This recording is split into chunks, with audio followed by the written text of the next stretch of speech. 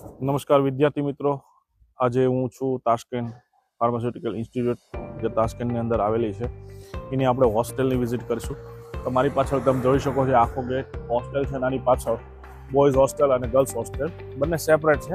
પણ આની પાછળ છે આપણે જોઈએ હોસ્ટેલની અંદર કઈ કઈ ટાઈપની ફેસિલિટીઝ છે, અહીંયા વિદ્યાર્થીઓ કઈ રીતે રૂમની ફેસિલિટીઝ છે, બધી જ વસ્તુ આપણે વિડીયોની અંદર જોઈશું.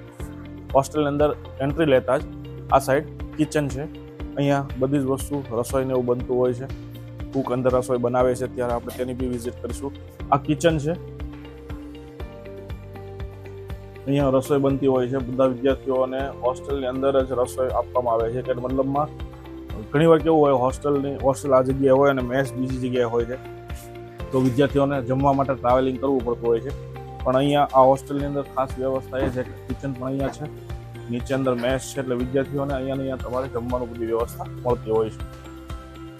चलो सर, कहाँ से हैं आप?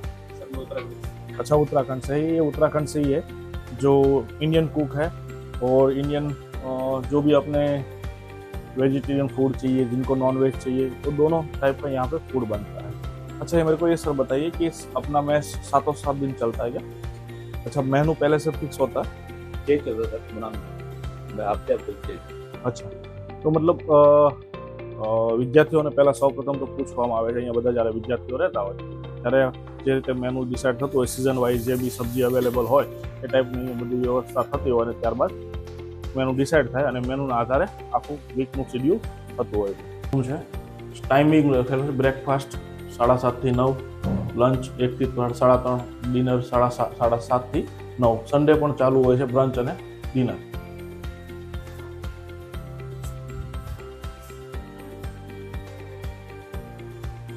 આ મેસ છે, અહીંયા વિદ્યાર્થીઓ જમતા હોય છે. જેનું જે રીતે શેડ્યુલ હોય એ રીતે લોકોનું જમવાનું ચાલુ રહેતું હોય છે. આજે સવારની જ વાત કરું તો સવારે આપણે જોઈ શકાય કે આલુ પરાઠા બનાવવામાં આવેલા છે.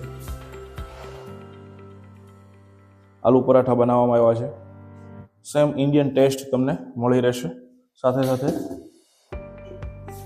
છોલે ચણા. આ છે મોર્નિંગ બ્રેકફાસ્ટ. તો આપણે એક કોઈ રૂમની વ્યવસ્થા આ હોસ્ટેલની રૂમ છે, 3 સીટર રૂમ છે.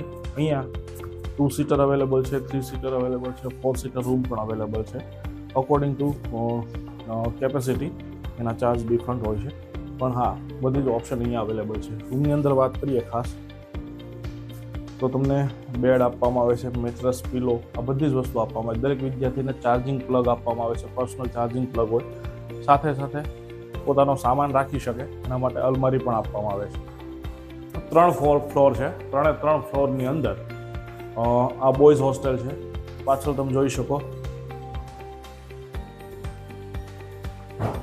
આ સ્પેસ આપવામાં આવેલો છે અને સાથે સાથે આ ગર્લ્સ હોસ્ટેલ છે. મતલબ ગર્લ્સ અને બોયઝ હોસ્ટેલ બંને સેપરેટ રાખવામાં આવેલી છે, જેથી કરીને વિદ્યાર્થીઓને અનુકૂળતા રહે.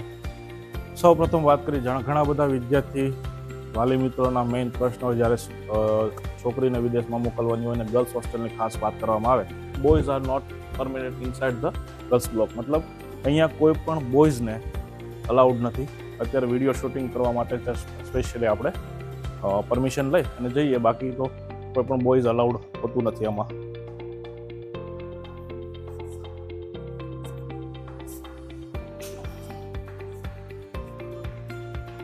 આગળ જે વિડીયોમાં મેં તમને સ્ટાર્ટિંગમાં રૂમ બતાવી, બધી જ પ્રકારની બધી જ રૂમ આ ટાઈપની આપવામાં આવે છે. તો આ આખો ગર્લ્સનો ફ્લોર છે.